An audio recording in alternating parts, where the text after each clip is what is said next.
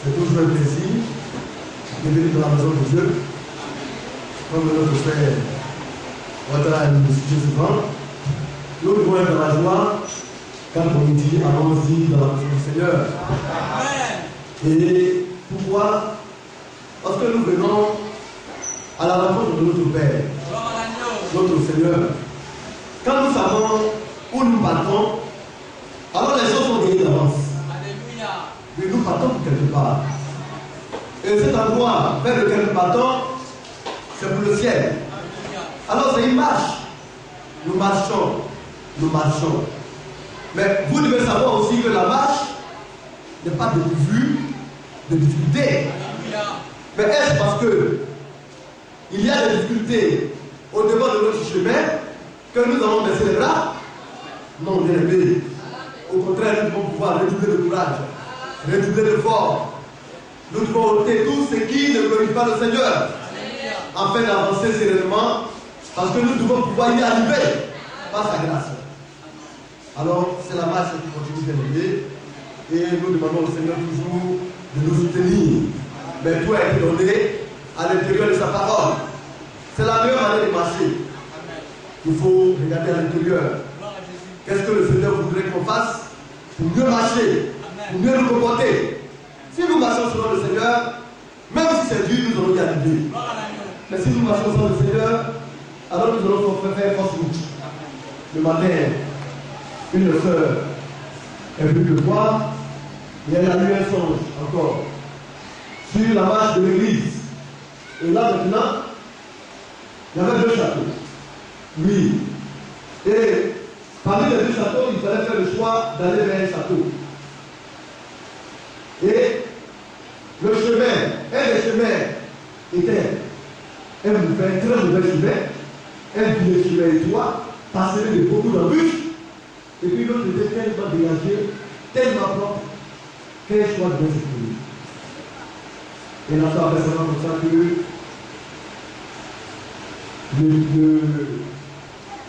le château vers lequel nous partons, il y a une seule qui y habitait. C'est une image. Alléluia. Et cette personne, c'était la sœur Assine. Et elle était au sommet de ce château. Mais pour y arriver, c'était difficile. Mais les frères se cramponnaient, s'assistaient, se soutenaient. Quand un était riche, l'autre lève l'autre. Quand l'autre tombait vers un trou, il y a un bras qui le saisit jusqu'à ce que les frères soient arrivés au bas du château.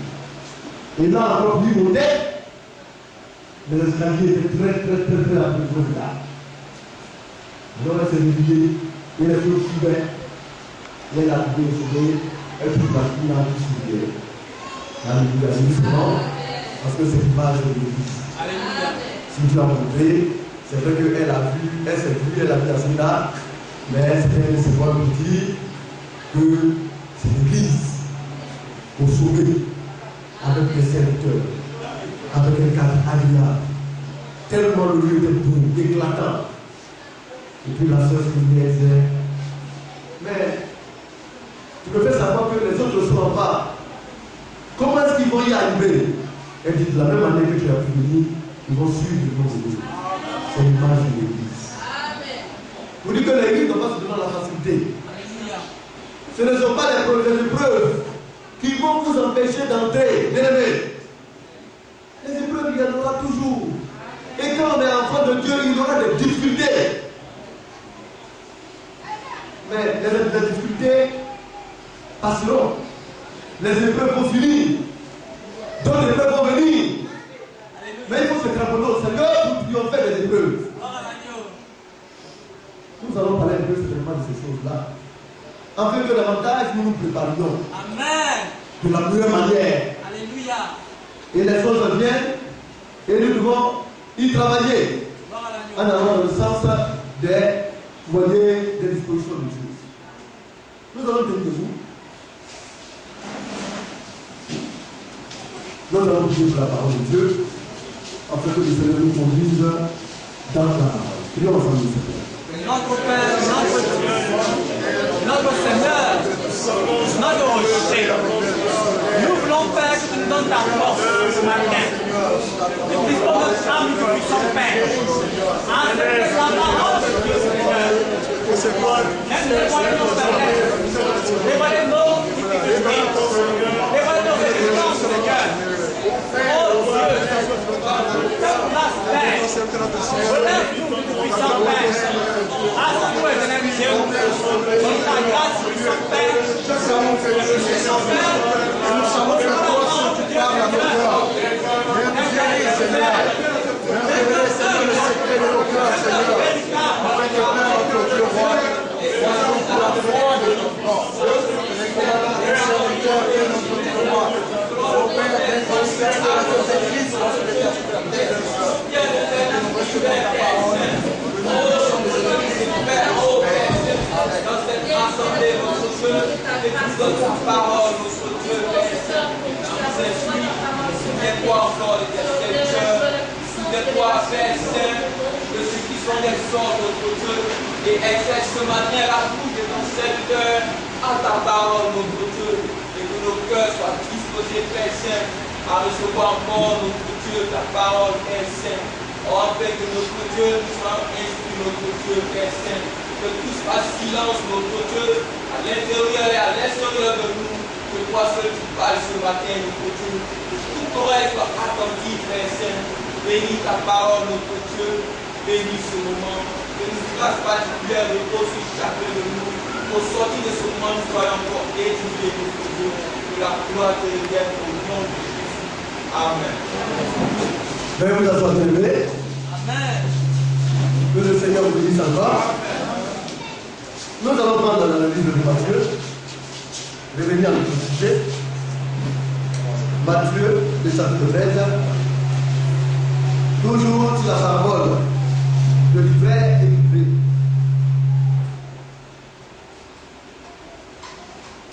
Nous parlons des choses du royaume. Je viens d'amener nous cela. Alléluia.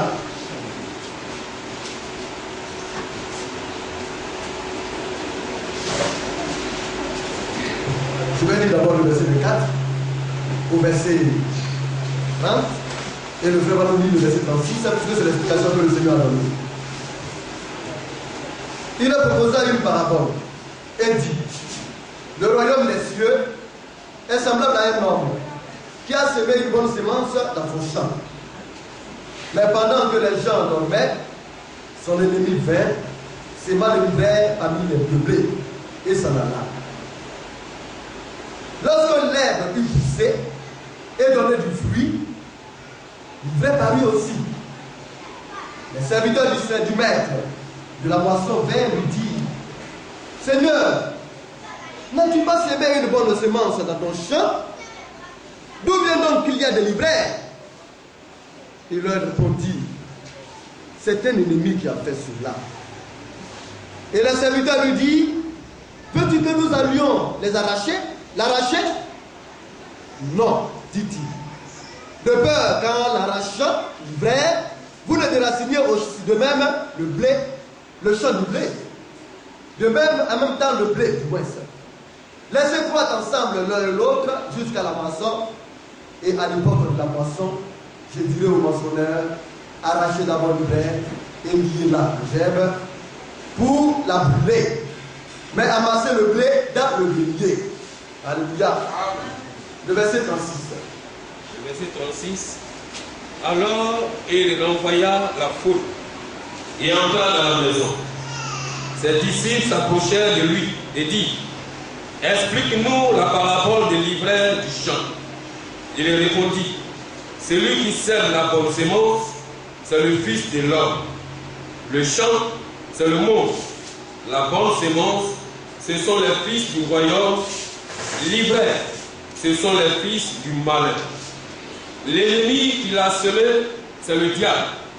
La moisson, c'est la fin du monde. Les moissonneurs, ce sont les anges. Or, comme on arrache les livreurs et qu'on la jette au feu, il en sera de même à la fin du monde. Le Fils de l'homme enverra ses anges qui arracheront de son royaume tous les scandales et ceux qui commettent l'iniquité. Et ils les jetteront dans la fournaise ardente où il y aura des pleurs et des grésillements de temps. Alors les justes resplendiront comme le soleil dans le royaume de leur Père. Que celui qui a les oreilles pour entendre, entende. Alléluia. Que le Seigneur bénisse son serviteur du globe. Alors nous parlons d'un mystère. Alléluia. Un mystère, c'est une chose qui est difficile, vous voyez, à l'appréciation de l'homme. Une chose est cachée. Mais le Seigneur trouve bon de nous les dévoiler, de nous les révéler. Alors, il parle du champ. Mais d'une part aussi, même dans le champ, au niveau même du champ de blé, même au niveau du blé, il peut avoir aussi un problème. Alléluia. Alors nous allons prendre le livre de Jean, le chapitre 15. Donc, le blé, c'est la bonne semence. Alléluia. Mais le blé, c'est un arbre, c'est une herbe qui pousse. D'une part, le Seigneur aussi parle aussi de l'olivier. Nous allons parler de ces choses-là, afin d'en saisir tout le contour. Il faudrait que les frères fassent attention, nous fassions attention. La marche n'est pas facile. Mais dans la marche, le Seigneur lui-même va se charger d'écarter ce qui n'est pas de lui. Quand on dit quelque chose vient du malin, cela veut dire quoi? Que ça ne vient pas de Dieu. Et si ça ne vient pas de Dieu, pour finir, Dieu va l'arracher. Dieu va ôter cela. Nous allons prendre Jean, le chapitre 15. Jean chapitre 15. Oui, à partir du verset 1. Verset 1. Je suis le vrai cep, et mon Père est le vigneron. Oui. Tout serment qui est en moi et qui ne porte pas de fruit, il le retranche. Et tout serment qui porte du fruit, il le monte, en fait qu'il porte encore plus de fruits. Donc, voilà encore un autre champ. On parle des champs de Dieu, hein? Des champs, n'est-ce pas? Où sont plantées la bonne semence. Le Seigneur veut savoir aujourd'hui, ici, qu'il est le vrai cep. N'est-ce pas? Et son Père est le vigneron. Tout serment qui est en lui et qui ne porte pas du fruit, il le retranche. Voilà un serment qui est fixé sur le Seigneur. Si ce serment ne porte pas de fruit, alors le Seigneur dit par là que ce serment-là, qui ne porte pas de fruit, lui doit le couper. Mais s'il le coupe, qu'est-ce que ce serment devient? Ce serment meurt. Il n'a plus de vie, n'est-ce pas? Et s'il n'a plus de vie, il finit comment? Il finit par être. Nous continuons, frère.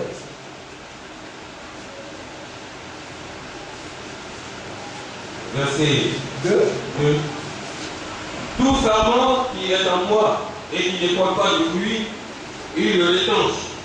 Et tout serment qui porte du fruit, il le monte, en fait qu'il porte encore plus de fruits. Oui, continue. Déjà vous êtes purs à cause de la parole que je vous ai annoncée. Demeurez en moi et je demeurerai en vous. Or le serment ne peut de lui-même porter du fruit s'il ne demeure attaché au cep. Et si vous ne le pouvez pas non plus, si vous ne demeurez en moi. Je suis le cep, vous êtes les serments. Celui qui demeure en moi et en qui je demeure porte beaucoup de fruits. Car sans moi, vous ne pouvez rien faire. Si quelqu'un ne demeure pas en moi, il est jeté dehors, comme le savon, et il sèche. Puis on le ramasse, on le jette au feu, et il brûle. Si vous demeurez en moi, et que ma parole demeure en vous, demandez ce que vous voudrez, et cela vous sera accordé. Si vous portez beaucoup de fruits, c'est ainsi que mon Père sera glorifié, et que vous serez mes disciples. Comme le Père m'a aimé, je vous ai aussi aimé. Demeurez dans mon amour.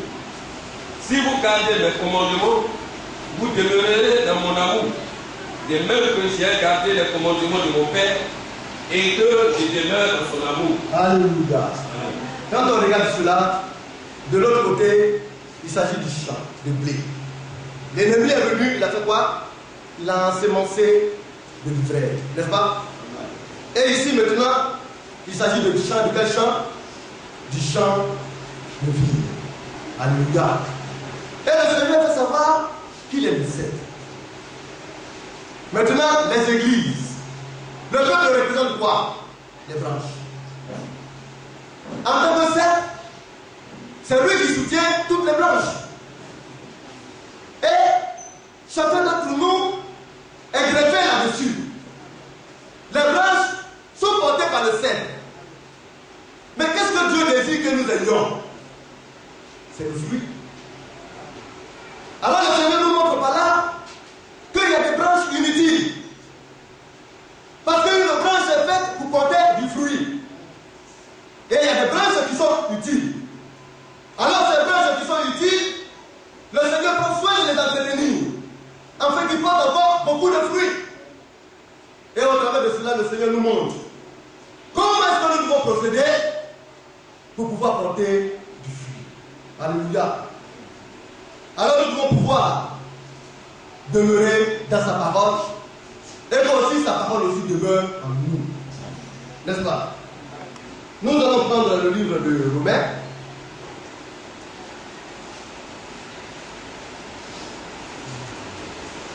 Romains le chapitre 11.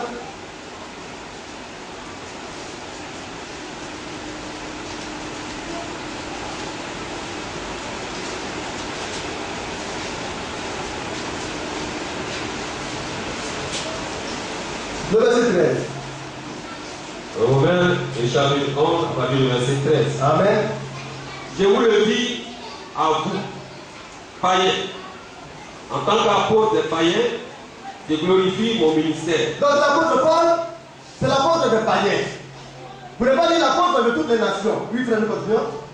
Enfin, s'il est possible d'inciter la jalousie de ceux de ma race et d'en sauver quelques-uns.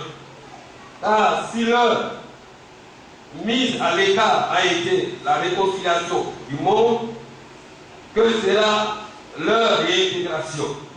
Sinon, le passage de la mort à la vie. Donc, comme nous le voyons, Israël, qui est le peuple de Dieu, était porté par le Seigneur lui-même. Le Seigneur étant le seul, la tige qui le porte, qu'est-ce que le Seigneur a fait? Quand le temps a été marqué, le Seigneur a regardé. Vous voyez ce temple-là. Et il a retranché les branches. Il a réglé une partie d'Israël afin que nous, les païens, nous puissions entrer. Ils ont été retranchés. Mais pourquoi ont-ils été retranchés? Mais parce qu'en ce temps-là, ceux-là qui étaient fixés sur le Seigneur n'étaient pas de Dieu. Ils étaient du diable, de l'Israël.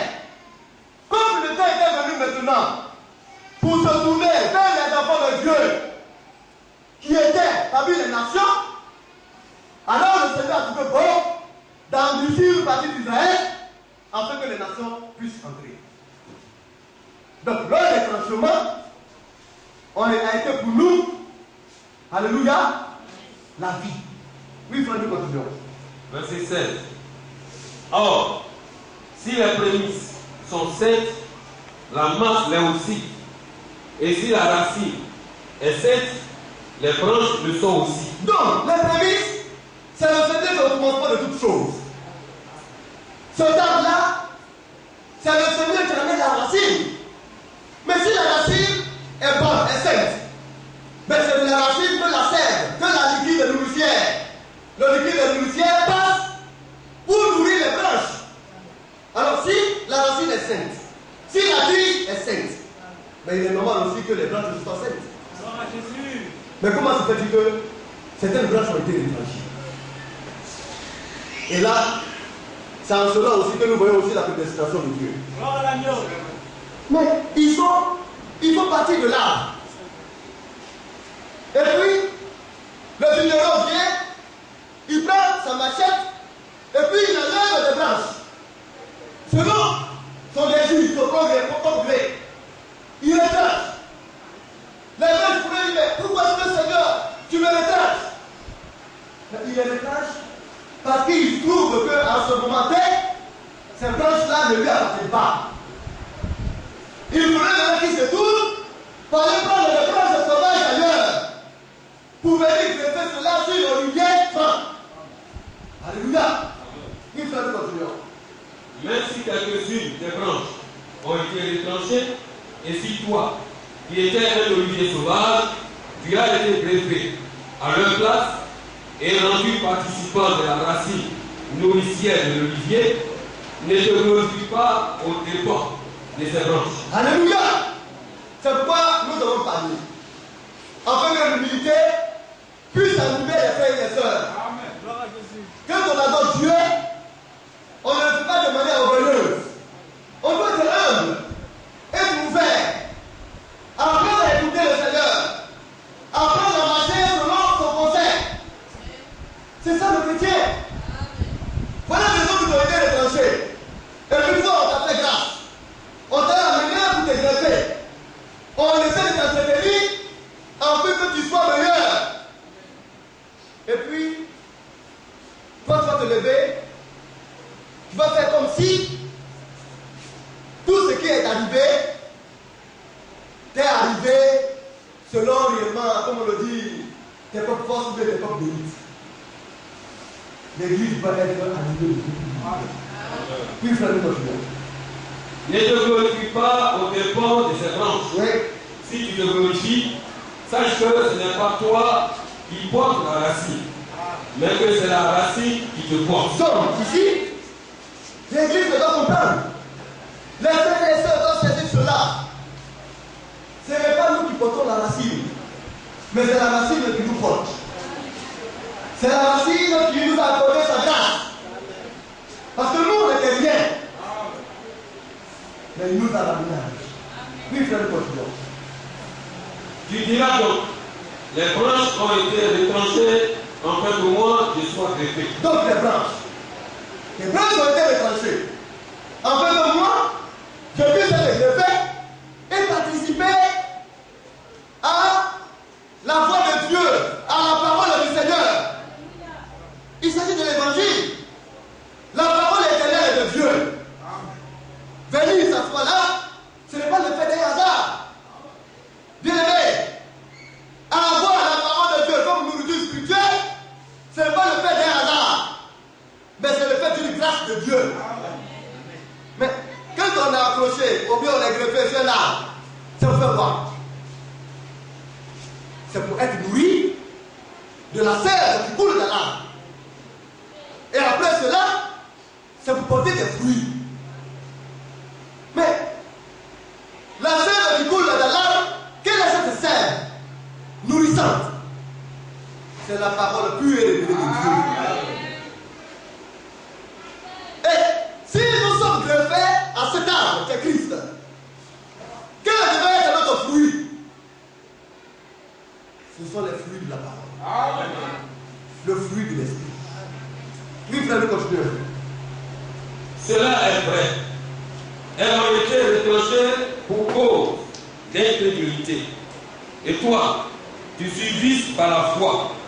Ne t'abandonne pas à l'orgueil, mais crains. Donc, Israël, une partie d'Israël a été aveuglée.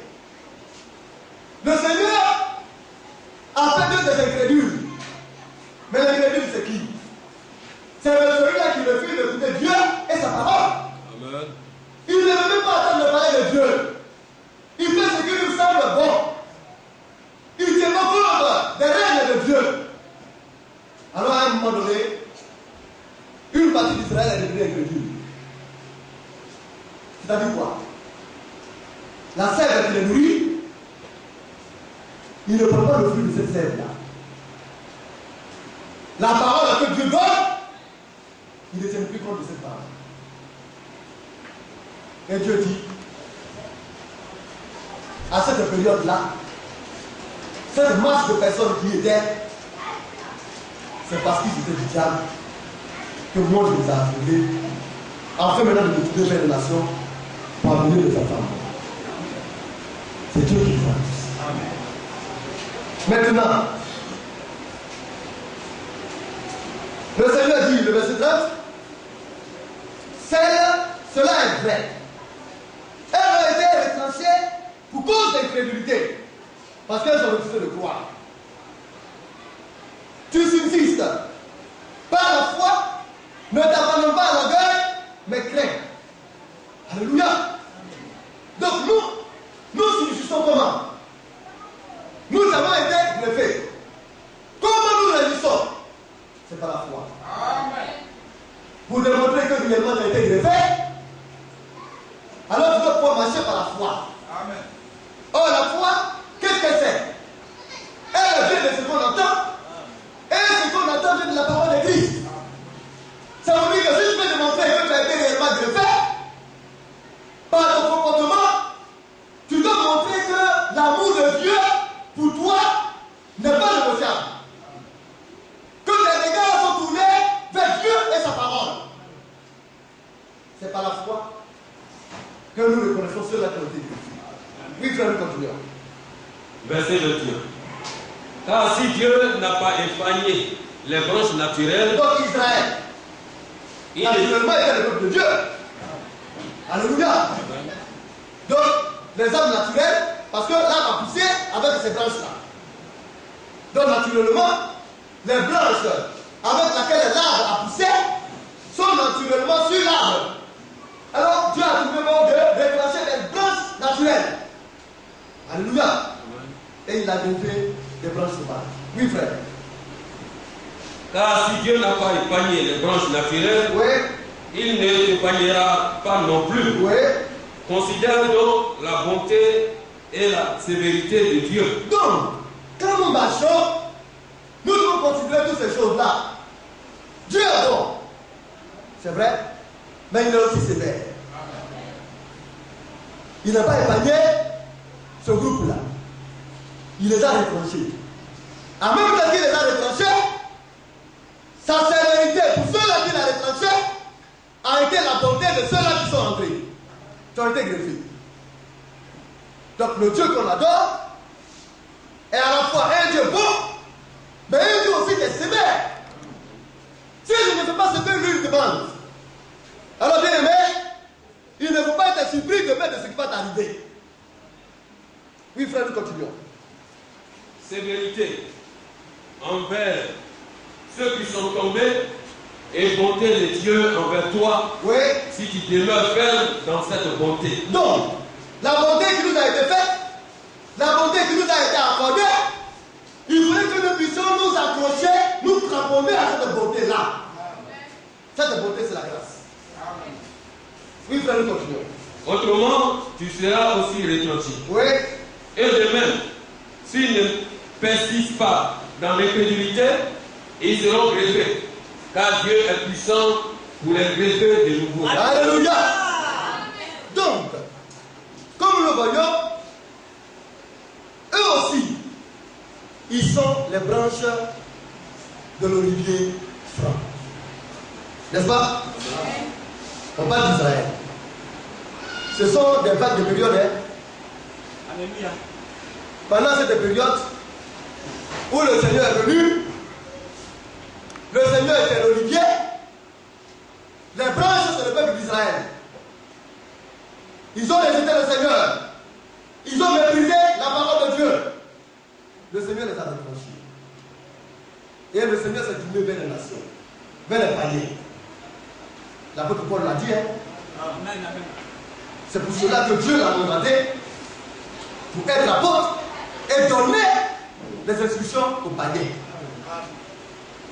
Et maintenant, quand Dieu a tourné le dos vers Israël pendant cette période, la porte a été ouverte maintenant pour les païens.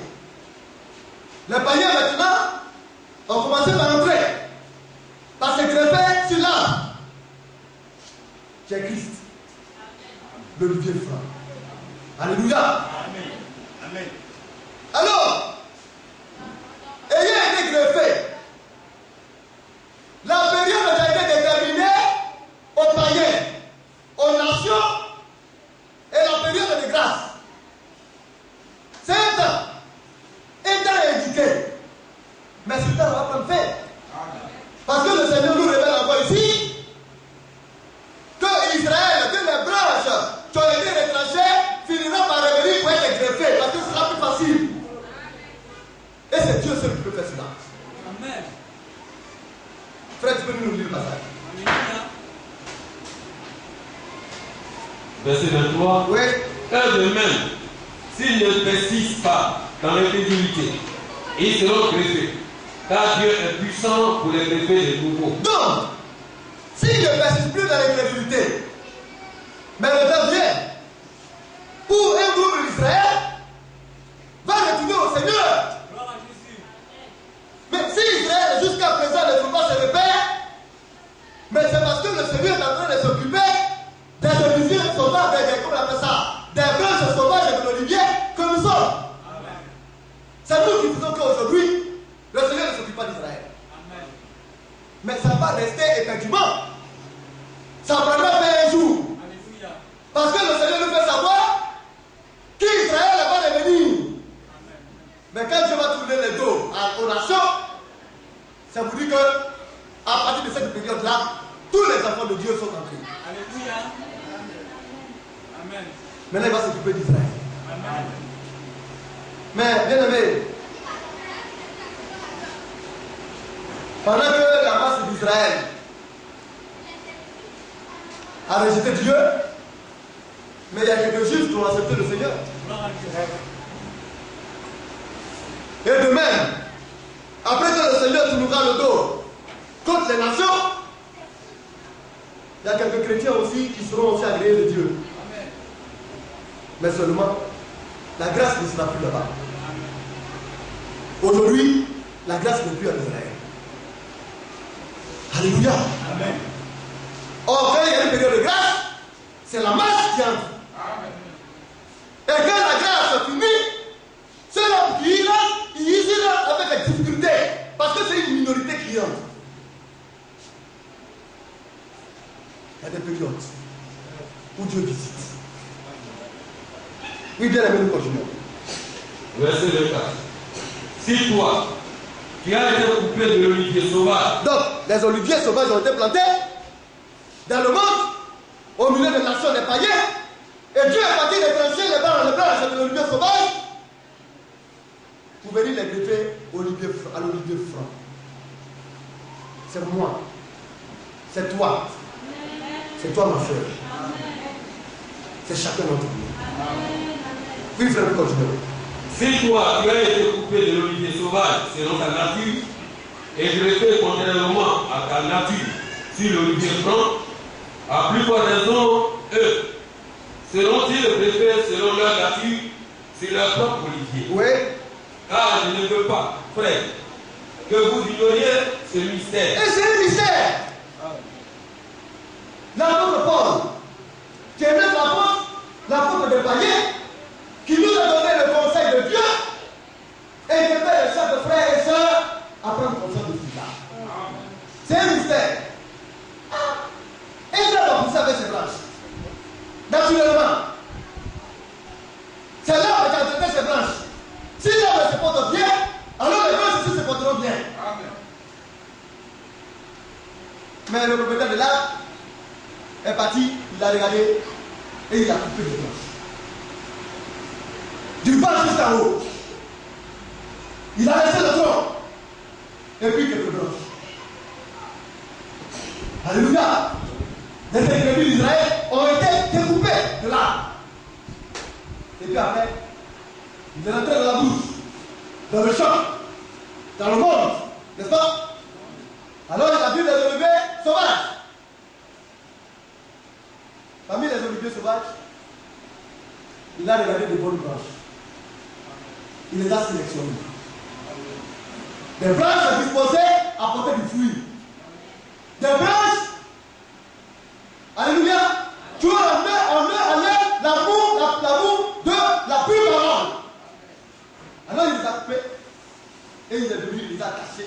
à l'olive franc et il t'a glorifié. C'est un mystère. L'homme ne peut pas comprendre cela, on ne peut pas cerner cela. Gloire à Jésus. Gloire à Jésus. Mais dans les derniers temps, le Seigneur a donné cela à ses serviteurs. Amen. Afin que l'Église puisse prendre connaissance de cela. Amen. Oui, frère, continue. Car je ne veux pas, frère, que vous ignoriez ce mystère, afin que vous ne vous regardiez point comme sage, une partie d'Israël est tombée dans l'endurcissement, jusqu'à ce que la totalité des païens soit entrée. Donc ce mystère, alléluia, c'est le mystère de la bonne sémence, bien aimé. Un mystère, mais qui est lié à la bonne sémence. Et ce mystère, c'est quoi? Premièrement, une partie d'Israël est tombée dans l'endurcissement. Mais en fait de quoi? La totalité des païens. Bien aimé, tous ceux qui sont de Dieu et qui sont parmi le peuple païen, du premier jusqu'au dernier, prédestinés selon Dieu, jusqu'à ce que toute cette totalité-là entre. Alors, quand Israël a été endurci, la totalité des païens a commencé au premier âge. Le premier âge, c'est l'âge de fête avec l'apôtre Paul. Gloire à l'agneau. C'est lui qui est parti vers l'église des nations. N'est-ce pas? Frère, Amen. tu reprends le verset 13. Écoutons bien, c'est important. Verset 13 de Romains 11. Oui, Je vous le dis à vous, oui, païens, à vous païens, hommes des nations. Alléluia. Étrangers à la cité de Dieu. Inconnus autrefois de Dieu. Selon de toutes les nations, païens. Je vous le dis. Oui, frère, en tant qu'apôtre des païens, je suis votre apôtre. C'est moi que Dieu a choisi, mandaté pour vous. Ne pas l'écouter, c'est aller à la défiance, aller à la perdition. C'est la raison pour laquelle le Seigneur l'a utilisé, alléluia, en tant que premier messager. Parce que c'est lui qui devait ouvrir la porte aux païens. Et l'apôtre est venu, l'apôtre Paul, et il est venu avec le fondement que le Seigneur a donné aux apôtres Pierre et Paul, alléluia. Le Seigneur lui a confié cela afin qu'il pose le fondement pour l'église des païens. Amen. Et c'est ce qu'il a fait. L'église marche par la foi. Or, la foi, c'est la doctrine originale. Amen. C'est pourquoi l'apôtre Paul est venu avec la foi. Amen. Donc, il est l'apôtre des païens. Amen. Dans le livre de Galates, nous allons lire cela rapidement.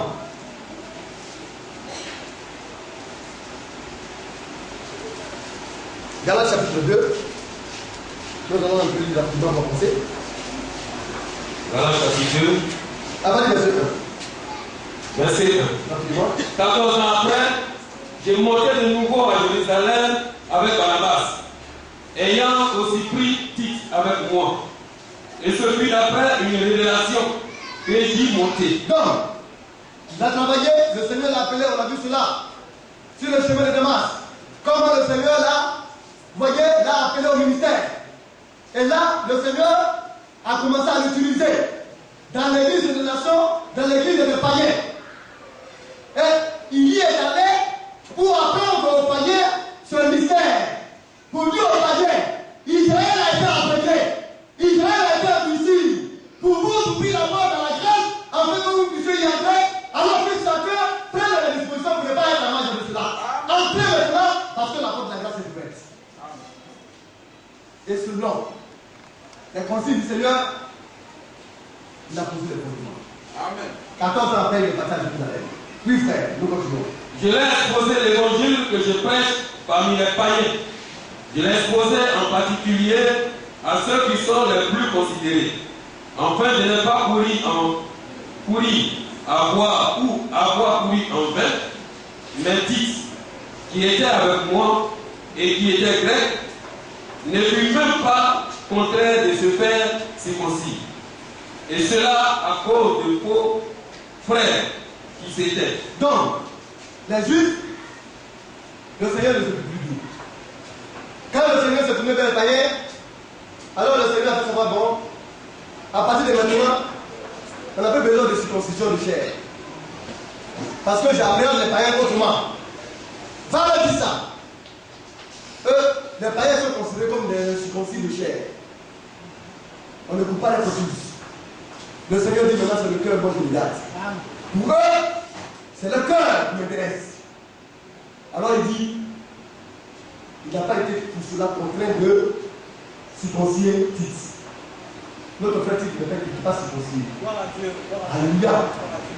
Mais, dans l'ancienne alliance, quand le Seigneur était avec le peuple d'Israël, quand ils s'occupaient d'eux, en tant qu'Olivier franc, avec des blancs de France, tout Israël devait être circoncis selon la chair.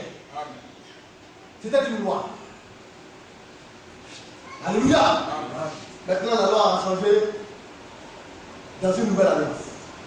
La grâce. Il faut aller à ce qui est spirituel et qui donne la vie. Amen. Puis faire une continuation. Verset 3. Mais Tite, qui était avec moi et qui était grec, ne fut même pas contraire de se faire circoncis. Et cela à cause des faux frères qui s'étaient secrètement introduits et glissés parmi nous pour épier la liberté que nous avons en Jésus-Christ, avec l'intention de nous asservir. Donc, comme Christ est venu et qu'il a tourné les regards vers les nations, il y a des frères juifs qui veulent encore imposer ces pratiques de l'ancienne alliance aux frères de l'Église. L'apôtre Paul a dit non.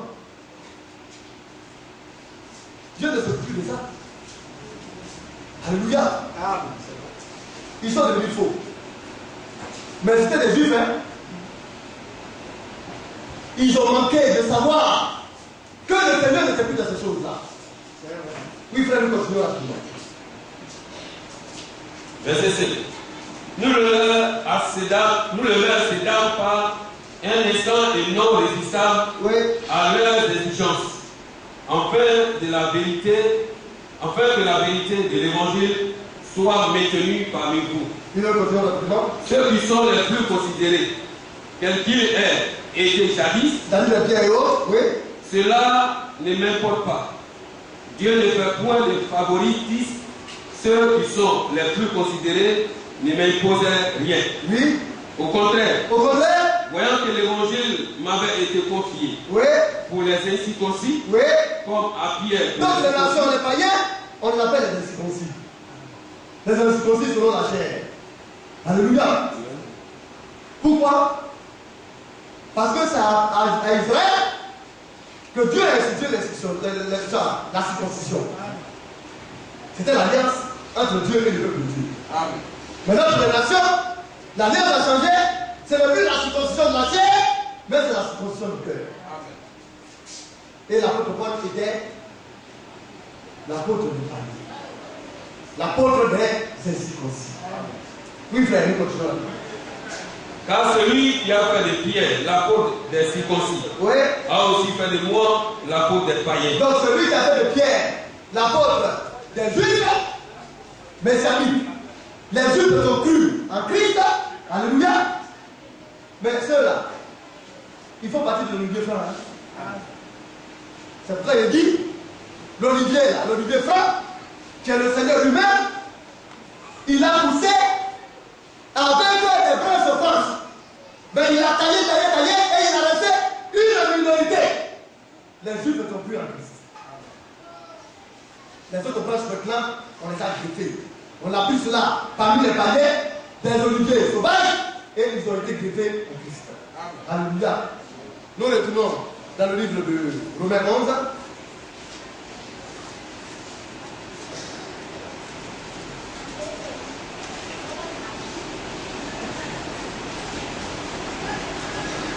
Et nous allons lire le verset 5. Alors ce mystère, premièrement, car je ne veux pas, frère, que vous ignoriez ce mystère, afin que vous ne vous regardiez point comme un stade. Une partie d'Israël est tombée dans l'endurcissement jusqu'à ce que la brutalité des païens soit entré. Donc, premièrement, ce que nous devons savoir de ce mystère, d'abord, nous devons être humbles.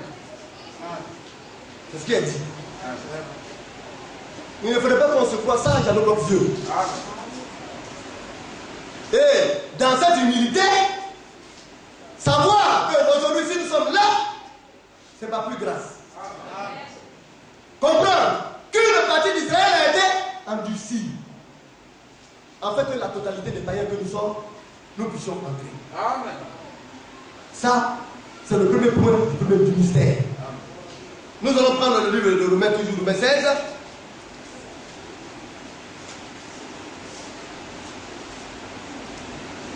À partir du verset 24 au verset 27. On va lire rapidement. Romains 16, 24. Que la grâce de notre Seigneur, Jésus-Christ soit avec vous tous. Amen. Donc c'est l'apôtre Paul toujours qui parle. C'est lui l'apôtre des païens. C'est lui qui a initié les actes de l'église, le début des actes de l'église. Alors il dit que la grâce du Seigneur, que la grâce de notre Seigneur Jésus-Christ soit avec vous tous. Ainsi soit-il. Amen. Oui, frère, le verset 25.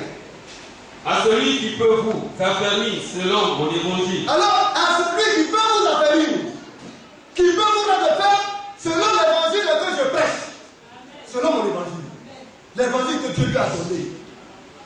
Oui, frère. Et la prédication de Jésus-Christ. Et la prédication de Jésus-Christ. Bien, pour lui que la prédication est basée sur l'évangile de Jésus-Christ. Amen. On ne prêche pas parce qu'on a envie de prêcher. On ne prêche pas n'importe quoi. Mais on prêche l'évangile de Christ. Oui, frère, nous continuons. Conformément à la révélation du mystère caché pendant des siècles. Oui. Mais manifesté maintenant par les écrits des prophètes, d'après l'ordre de Dieu éternel. Donc, ce mystère avait été caché pendant des siècles. Des centaines et des centaines d'années, ce mystère a été caché. Mais maintenant, ce mystère a été révélé par les écrits des prophètes. Alléluia. Amen. Par les écrits, ce mystère a été révélé, a été dévoilé. Oui, frère, nous continuons. Écrit des apôtres, d'après l'ordre du Dieu éternel, oui. Et porté à la connaissance. Par les écrits des prophètes, oui. Verset 26. Verset 6. Même manifesté maintenant par les écrits des prophètes, oui. D'après l'ordre du Dieu éternel. Donc, ça a été manifesté par l'écrit des prophètes, pas selon l'ordre des hommes. C'est poussé par l'esprit que le Seigneur a permis à ce prophète d'écrire sa parole. Bien aimé. Et la parole devait être manifestée. Oui, frère, nous continuons. Et porter à la connaissance de toutes les nations, oui. Afin qu'elles obéissent à la foi. Voilà encore ce mystère. En petit 2. Donc,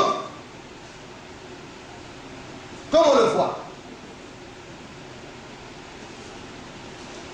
ce mystère, d'abord à celui qui peut nous affermir, verset 25, selon mon évangile et la prédication de Jésus-Christ, conformément à la révélation du mystère caché pendant des siècles, mais manifesté maintenant par les écrits des prophètes, d'après l'ordre de Dieu, et porté à la connaissance de toutes les nations. Donc ce mystère a été maintenant promulgué, Amen. A été dévoilé, a été porté à la connaissance des païens que nous sommes. C'est ce mystère. En fait qu'elles obéissent à la foi. Donc, ce mystère a été caché. Dieu a suscité les prophètes. Ils ont écrit sur ce mystère. Et ce mystère a été, vous voyez, porté à notre connaissance jusqu'à ce que nous puissions obéir à la foi. La foi vient de ce qu'on entend et ce qu'on entend de la parole de Christ. Jusqu'à ce que nous puissions obéir à la parole de Christ. Oui, frère, nous continuons. À Dieu, seul sage, soit la gloire au célestiel par Jésus-Christ. Donc, en deux, voilà encore ce que c'est que le mystère. Nous allons prendre le livre de Éphésiens, le chapitre 3.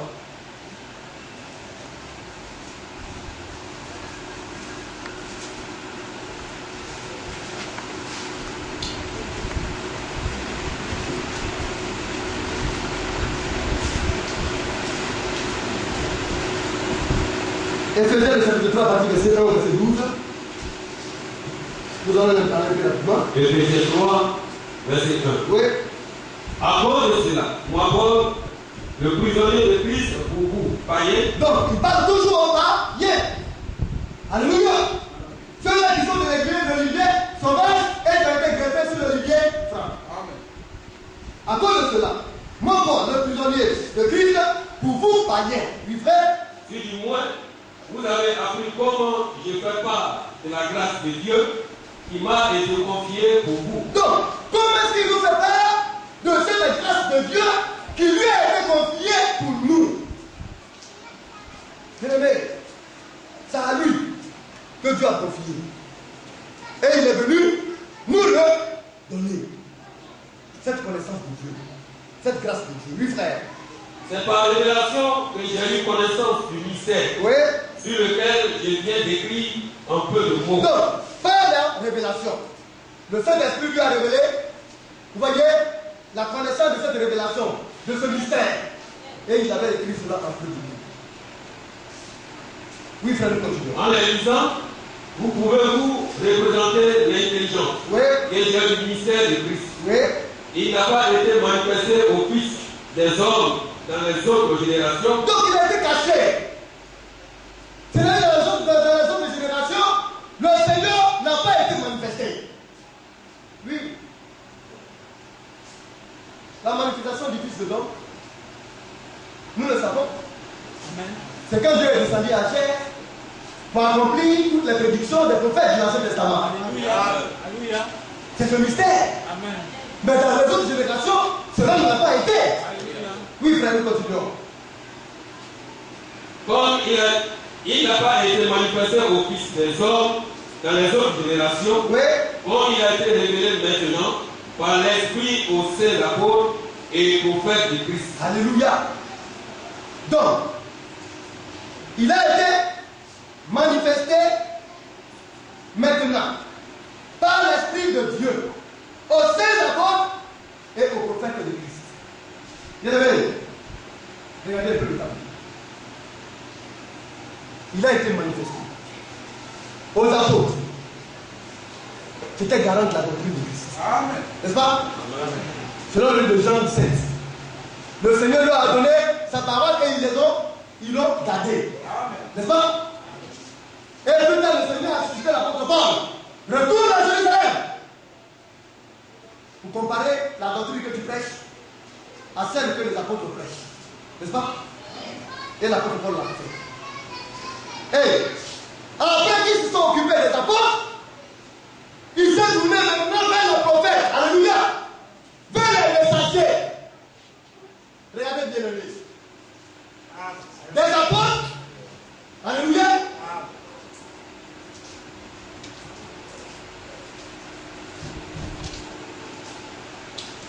Les apôtres, c'était dans ce premier âge.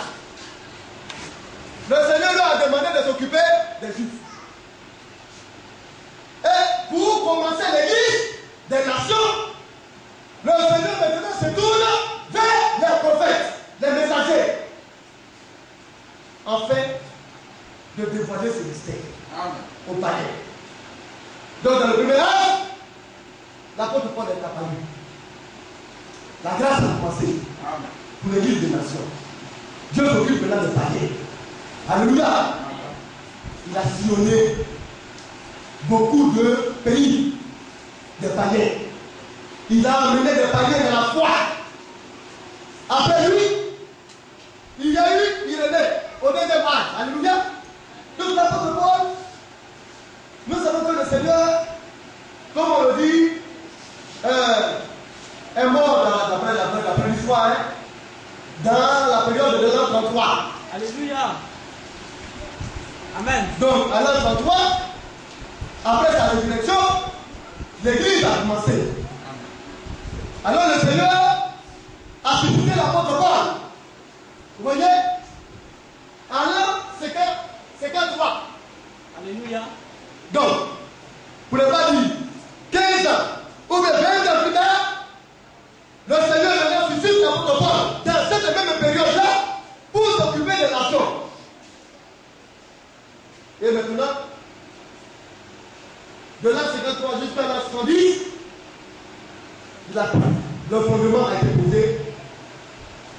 le deuxième héritage de l'église commence.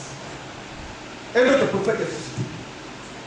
À la personne du prophète Irénée. C'est un disque sur les réformateurs, mais ce sont les prophètes. Alléluia. Et un messager. Un messager, c'est quelqu'un qui s'adresse à tout le monde, à toutes les nations. Amen. Il y a un message pour les nations, à une période indiquée. Faites attention. Peuple de Dieu, pendant cette période, Dieu vous visite. Le Seigneur interpelle à la ciel. Olivier Franck, qui est-ce qui va comprendre pour s'aggraver à l'Olivier Sauvage? Olivier Sauvage, qui est-ce qui va comprendre pour s'aggraver à l'Olivier Franck? Alors, les branches de l'Olivier Sauvage sont coupées et greffées sur l'Olivier Franck. Le deuxième âge de l'Église, qui a commencé après l'âge de Paul, de l'an 70, et qui se termine à l'an 312. Alléluia. Avec le prophète Irénée pour l'ère de l'esprit. Et le message vient, s'adresse à une église, et le messager généralise à toutes les églises du monde entier. N'est-ce pas? Oh bien aimé. Et ensuite, de l'an 312 à l'an 606, apparaît notre messager ce matin. Et notre prophète. Mais le Seigneur l'a prévu. Hein? Le Seigneur l'a prédit. N'est-ce pas? Comme nous l'avons dit tout à l'heure, excusez-moi, dans Ephésiens 3, le verset 5, frère, tu veux lire, le lire encore? Il n'a pas été manifesté au Fils des hommes Oui. dans les autres générations. Oui. Comme il a été révélé maintenant par l'Esprit au sein d'apôtres. D'abord les apôtres, oui. Et prophètes de Christ. Et les prophètes de Christ. Qui sont les messagers. Et au quatrième, nous avons l'arbre de Thyatire. Avec le messager Colomba. De l'an 606 à l'an 1520. Alléluia. Et c'est un messager qui est avec un message propre. L'apôtre Paul, c'est la foi. Parce qu'il doit ramener tout le monde à la foi. Et c'est la foi, c'est la base, alléluia, de l'évangile de Christ. La foi vient de ce qu'on attend, et ce qu'on attend même de la parole de Christ. Alors, tous les autres messagers doivent pouvoir tirer parti sur le modèle posé par l'apôtre Paul. Il ne va pas créer notre doctrine. Parce que le fondement a été posé. L'apôtre Paul est messager, mais il est aussi apôtre des païens. Dans la tête d'apôtre des païens, il a posé le fondement comme un sage architecte. Et il dit que ceux-là qui viennent prennent garde de la manière dont on bâtit là-dessus. Donc, l'apôtre Paul, c'est lui qui a posé le fondement. Et les autres prophètes sont venus bâtir là-dessus. Alléluia. Bien aimé, comprenons bien. Amen. Dans les l'an 606, à l'an 1520, c'était l'âge de Thyatire avec le prophète de Colomba. Et son message, c'était la tempérance. Et à la fin de l'âge 1520, a commencé le messager matin du terre. Jusqu'à l'an 1750. Alléluia. Avec un message de la patience. Après, est apparu John Wesley. Avec le message de la sanctification. De l'an 1750 à l'an 1906. Et les 2000 ans sont en train de s'achever.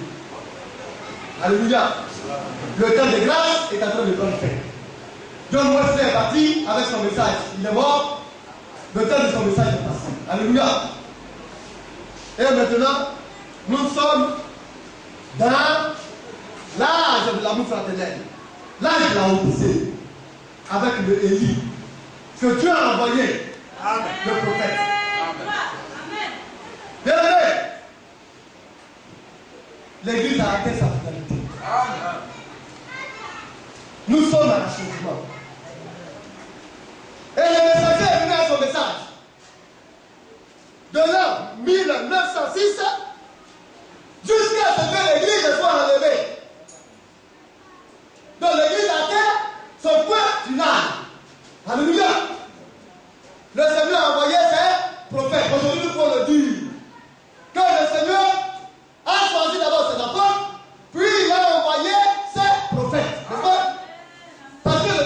prophète et messager n'est plus.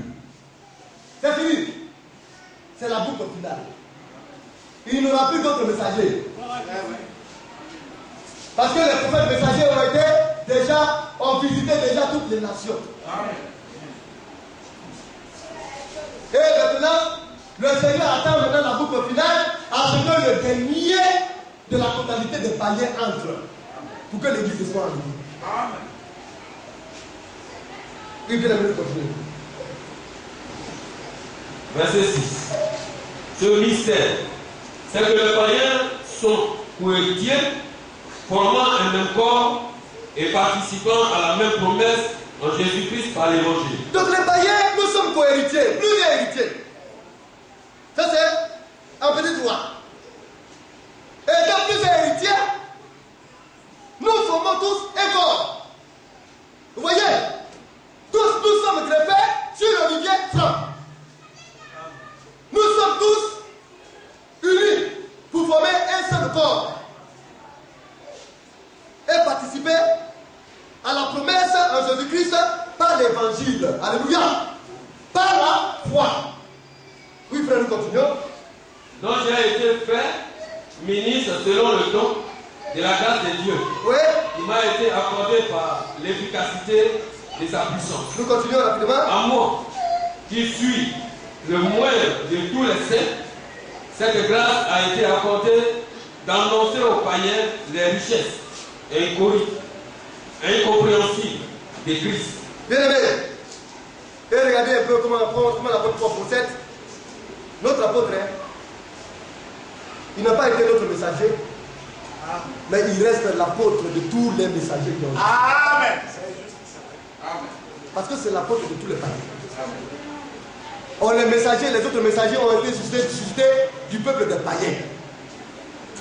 Donc tous les messagers ont pour apôtre l'apôtre Paul. N'est-ce pas? Et c'est pourquoi il dit que à moi qui suis le moindre de tous les saints. Or nous sommes des saints. L'apôtre Paul montre que par rapport aux frères qui sont là, même le dernier des frères, que lui il n'est pas mieux que le dernier saint. Il dit qu'il est le moindre de tous les saints. Combien de fois il nous montre un peu l'humilité qui doit animer le chrétien. Amen. Il dit de tous les saints qui existent, moi je suis le dernier. En cela, il nous donne cette leçon de regarder notre frère comme étant au-dessus de nous. Le chrétien ne se tape pas la poitrine. Parce que lui-même en prêchant, il montre par là qu'il est bien sans Christ. Oui, frère, continue un peu. À moi, qui suis le moindre de tous les saints, cette grâce a été accordée d'annoncer aux païens les riches et incompréhensibles. Les richesses incompréhensibles de Christ. Donc, d'annoncer aux païens les richesses qu'on ne peut pas comprendre. Bien aimé, tu peux comprendre cela toi. Il dit ce que l'œil n'a pas vu, ce que l'oreille n'a pas entendu, ce qui n'est jamais passé à l'imagination de l'homme, ce sont des choses là qu'il a vous avez vues. On peut comprendre ça?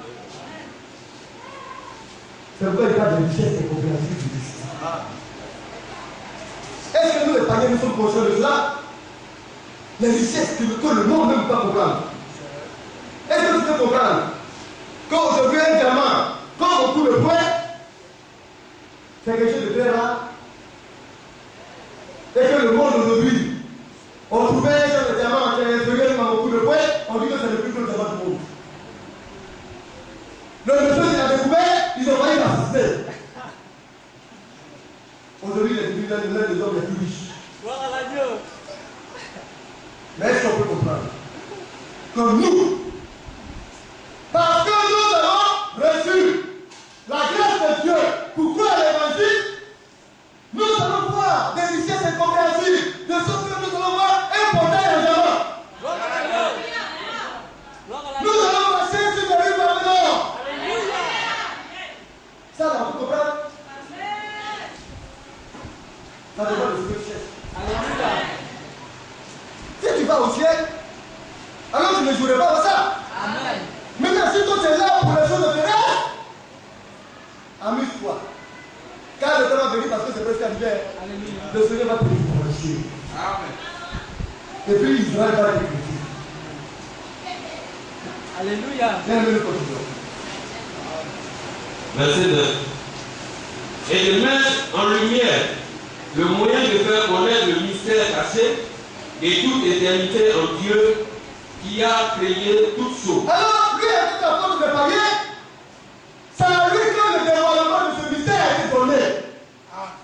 Oui. Alléluia. Ce n'est pas rien, Bernard, mais les hommes se trompent.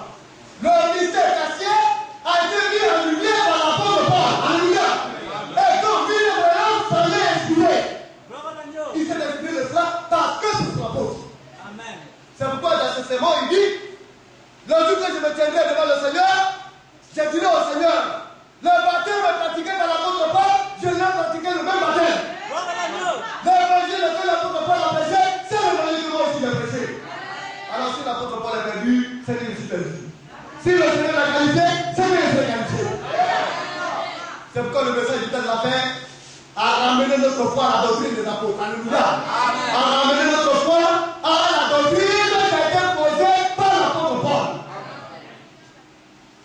Alors il a mis en lumière. C'est ce qui est écrit, hein? Oui. N'est-ce pas? Et de mettre en lumière le moyen Oui. de faire connaître le mystère caché. Donc il dit, mettre en lumière les moyens. Non seulement il a dévoilé cela, maintenant les moyens maintenant ont été suscités par Dieu. Au deuxième âge, le moyen par lequel le Seigneur va faire savoir cela aux païens était le deuxième messager Irénée. Ainsi de suite, jusqu'à notre âge. Où le Seigneur nous a visités. Oui frère, nous continuons. De faire connaître le mystère caché de toute éternité en Dieu qui a créé toutes choses. Et c'est notre Seigneur qui a créé toutes choses, vous voyez? C'est pourquoi les dominations et les autorités, tout ce qui domine, tout ce qui est autorité, alléluia. Et quand on parle de l'autorité, c'est comme on le dit, la domination des nations. Chaque nation est une autorité en elle-même. Bien aimé, tout ce qui pourrait dominer, toute autorité, oui frère, dans les lieux célestes, connaissent aujourd'hui par l'Église, puisse se connaître au moyen de l'Église de Dieu. Oui la frère, sagesse infiniment oui. variée de Dieu. Donc dans l'Église, Dieu a donné une sagesse infiniment variée. Alléluia. Alléluia. La sagesse variée de Dieu. Oui, vous venez à commencer, c'est un autre type de sagesse. Dans tel domaine que je donne, vous allez écouter. Il y a un autre type de sagesse que Dieu donne. Au plateau de cuit, un autre type de sagesse. La sagesse infiniment variée de Dieu. Et cela a été donné à l'Église de Dieu. Or, l'Église, c'est l'Église universelle de Dieu qui croit sa doctrine. Alléluia. Oui, frère. Verset 11. Selon le dessein éternel qui a mis en exécution par Jésus-Christ, notre Seigneur. Selon le dessein éternel, le dessein, c'est pour dire la prédestination. Dieu, dans son dessein éternel, avait déjà prévu cela. Et maintenant, il a mis cela par exécution. La chose venait d'être exécutée. Alléluia. Vous voyez, par notre Seigneur Jésus-Christ, c'est lui qui exécute la chose. Mais par comment? Par le moyen de cet esprit, au travers de sa parole. Oui, frère, nous continuons. En lui, nous avons, par la foi, en lui, en Jésus-Christ, nous avons par la foi. La foi qui vient de ce qu'on attend, parce qu'il peut écouter.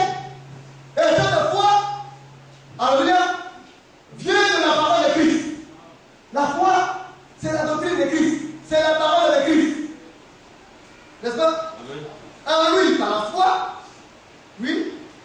En lui, nous avons, par la foi, Oui, en lui, la liberté de nous approcher de Dieu avec confiance. Alors maintenant, ce mystère-là, c'est que maintenant, nous venons par la foi en Christ. N'est-ce pas? Et au travers de Christ, à cause de son œuvre salvatrice, à cause de la grâce qu'il a eue à manifester pour nous, à cause du fait qu'il ait versé son sang pour nous, nous sommes libres maintenant. Nous avons la liberté de nous approcher maintenant de Dieu avec la confiance. Il dit viens avec confiance. Et après le choix du Seigneur, il parle lui. Dis-lui ce que tu désires. N'est-ce pas? Oh, bien aimé. Et là, la confiance, c'est qui te gagne. Nous allons voir le mystère continue. Nous sommes au 3e. Alléluia, ce mystère. Il nous démonte. Il nous taille. Il nous débrouille de tous les petits démons. De tous les esprits qui ne le glorifient pas. Frère, nous allons lire maintenant le chapitre 10, le chapitre 15 de Jean. Je suis poussé maintenant ici. Au début, je ne le dis pas dans ce passage. Alléluia. C'est pourquoi cela a été difficile. Jean 15 maintenant. Jean chapitre 15. Oui. C'est le verset 1. Oui. Je suis le vrai cep. Alors il y a le vrai cep. Alléluia. Et la mon vraie père, ville. Oui. le vigneron. Son père, c'est le propriétaire du vigneron, de la ville. Oui. Tout sarment qui est en moi et qui ne porte pas de fruit, Oui. je le retranche. Oui. Et tout sarment qui porte du fruit, il le monte, Oui. afin qu'il porte encore plus de fruits. Alors, nous sommes des sarments. Ces sarments ont un coupé de l'olivier franc, sauvage du moins. On avait été greffé, c'est pourquoi tu portes du fruit. Si tu ne portes pas de fruit, derrière, tu vas être retranché. Les chrétiens qui viennent dans le message et qui vivent n'importe comment, s'ils meurent, on suppose qu'ils sont morts de la mauvaise manière. Alors ils seront retranchés. Et quand on parle de retranchement, il ne faut pas croire que parce que tu dis le Seigneur veut te tuer. Non. Le retranchement, c'est que tu ne seras pas mis dans le grenier. Parce que la parabole de la sémence, c'est que la mauvaise herbe soit coupée pour être coupée et la bonne herbe soit mise dans le grenier. Alléluia. Alors, si le Seigneur t'a pris, il t'a envoyé, il faut être humble. L'humilité. Comme l'apôtre Paul lui-même l'a été. Je suis au milieu de frères. Le seul où je suis sorti, je ne mérite même pas d'être là. Même les frères qui sont assis sont mieux que moi. Je suis le dernier de tous les saints. Oh, il s'est écrasé. Il a montré au Seigneur qu'il n'est rien. Il fait savoir au Seigneur que si le Seigneur l'a abandonné, lui parle, il est foutu. Il ne peut rien faire sans lui. N'est-ce pas? Nous allons lire. Nous allons lire tout à Verset 2. Oui. Tout sarment qui est en moi et qui ne porte pas de fruit, il le retranche. Et tout sarment qui porte du fruit, il le monte, en fait qu'il porte encore plus de fruits. Alors, notre vie, notre devoir, c'est de porter du fruit. Et quand nous commençons à porter du fruit, le Seigneur regarde. Parce qu'il y a encore des petits esprits qui nous mentent. Des petits moments qui sont accrochés à nous. Le Seigneur vient, et puis par la parole, il cherche l'esprit. Il nous taille. Parce que si la branche où, vous voyez, le fruit comme moi s'est positionné, il y a une petite branche morte qui vient réellement s'accrocher là-bas. Le Seigneur enlève ça. Et il nous taille. Il nous nettoie. Et dans la gaieté, nous continuons de porter du fruit. Nous avançons. Prenez l'arbre. Allez-y sur les branches qui portent beaucoup de fruits. C'est parce que l'arbre porte beaucoup de fruits que si l'arbre il n'y a pas de feuilles mortes, ou bien il n'y a pas de petites branches mortes. On n'a pas encore atteint la perfection. Mais qui nous prépare pour la perfection, nous allons voir. Ça fait partie du mystère. Le nom de ce mystère est l'achèvement de ce mystère. Du commencement jusqu'à la fin, tout ce que Christ va faire pour les nations que nous sommes ont été mentionnés dans ce mystère. Alors, c'est parce qu'on atteint un niveau spirituel qu'on va dire qu'on atteint la perfection. Non! Nous nous battons encore bien aimés.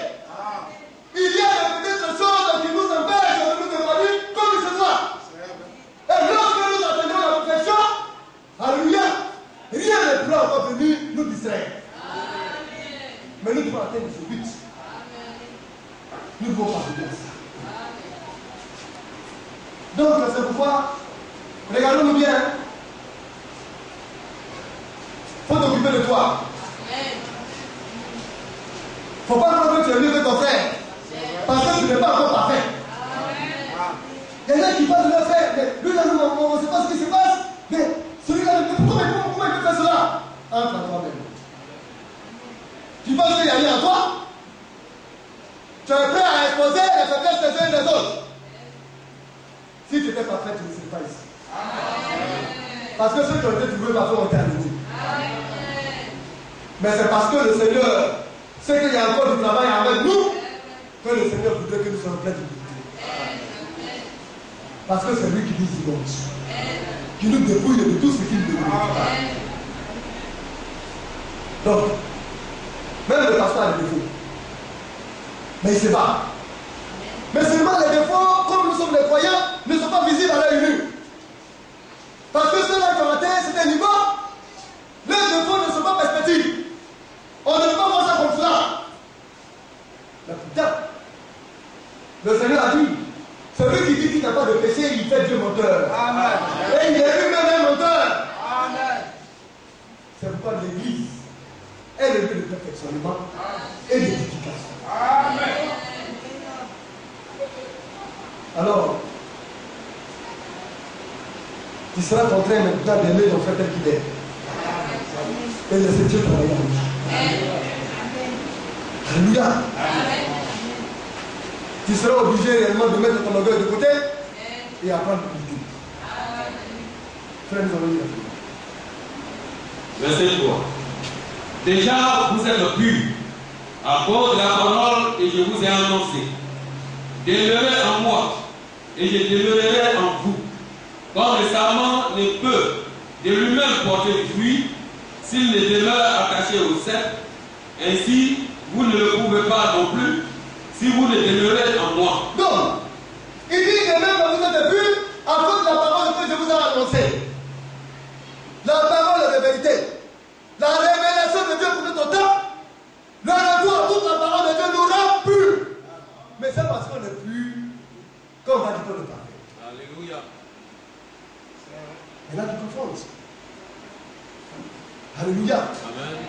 À cause de la parole, nous sommes déjà purs.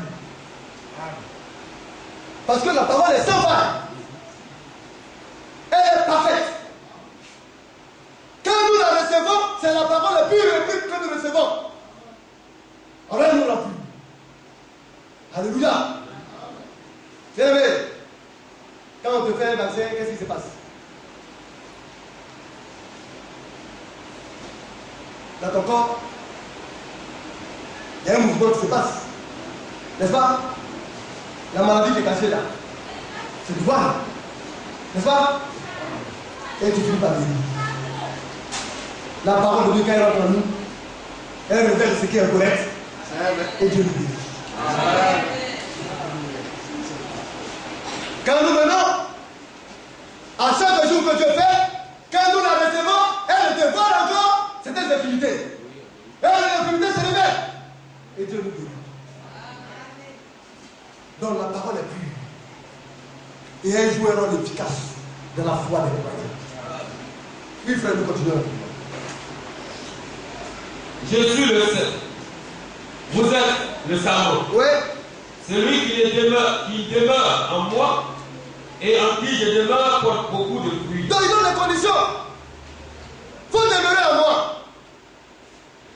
Il est la parole de Dieu. Demeurer dans la parole, c'est demeurer en lui. Alléluia. Si vous demeurez en moi et que je demeure en vous, alors nous porterons beaucoup de fruits. Oui, frère. Car sans moi, vous ne pouvez rien faire. Sans moi, sans lui le seul, nous ne pouvons rien faire. Alors quelle devait être notre humilité? Sans lui, nous ne pouvons rien faire. Bien aimé, personne ne peut se chercher. Et se retrouver. Nous dépendons tous de lui. C'est lui qui est au début et à la fin de notre vie. C'est lui qui nous façonne. Sans lui, personne ne peut habiter à vous.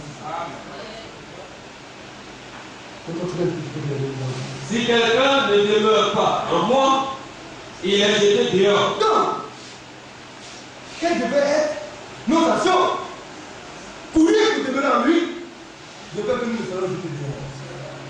Puis ça continue. Comme le savon. Oui. Et il sèche. Puis on les ramasse, on les jette au feu et ils brûlent. Oui. Si vous demeurez en moi, Si vous demeurez en moi, et que mes paroles demeurent en vous, et que mes paroles demeurent en vous, oui. demandez ce que vous voudrez, Oui. et cela vous sera apporté. Mais qu'est-ce que nous allons demander? C'est le Saint-Esprit. Alléluia. Amen. Bien-aimé, voilà ce mystère. Amen. L'Esprit Saint se va lier dans l'église de Jésus-Christ. Demeurer attaché au sein et nous nourrir de sa parole. Afin que la parole demeure en nous. Alors tout cela est, tout ce que nous allons nous demander, nous allons nous apporter. Amen.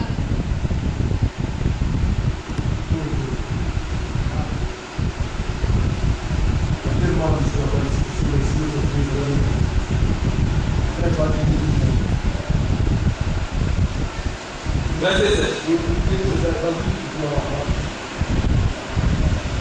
Si vous demeurez en moi et que mes paroles demeurent en vous, demeurez ce que vous voudrez, demandez ce que vous voudrez, et cela vous sera accordé. Oui. Si vous portez beaucoup de fruits, c'est ainsi que mon Père sera glorifié. Oh, le frère, il a le frère et le frère et la sœur, ils sont patients. Oh, les bien-aimés sont pleins de bénignité. Les bien-aimés ont la tempérance. Bien-aimés, certains peut-être ont 4 compartiments de ce fruit, d'autres peut-être en ont 8, d'autres peut-être en ont 9. Il y a certains chez qui c'est amplifié, il y en a c'est en moindre quantité, ainsi de suite. Mais nous devons continuer de travailler. Bien-aimés, une frère lui, tu vas te dire. Et que vous serez mes disciples. Comme le Père m'a aimé, je vous ai aussi aimé. Demeurez dans mon amour. Demeurez dans mon amour, dans l'obéissance de la parole, oui. Si vous gardez mes commandements, Oui. vous demeurez dans mon amour. Donc voilà comment on demeure dans l'amour de Dieu, oui. De même que j'ai gardé les commandements de mon Père Oui. et que je demeure dans son amour. Je vous ai dit ces choses, afin que ma joie soit en vous Oui. et que votre joie soit parfaite. Oui. C'est ainsi mon commandement. C'est ici. C'est ici mon commandement. Oui, écoutez. Aimez-vous les uns les autres Oui. comme je vous ai aimé. C'est l'achèvement de la pyramide. L'amour fraternel. C'est le deuxième commandement qui lui est semblable. Tu aimeras l'Éternel ton Dieu de toute ton âme, de toute ta force, de toute ta pensée. Et voici le deuxième commandement qui lui est semblable. Tu aimeras ton prochain comme toi-même. Là, il y a l'amour fraternel. Oui, frère. Il n'y a pas de plus grand amour que de donner sa vie pour ses amis. Oui. Vous êtes mes amis. Oui. Si vous faites ce que je vous commande. Alors nous sommes ses amis si nous faisons ce qu'il nous commande.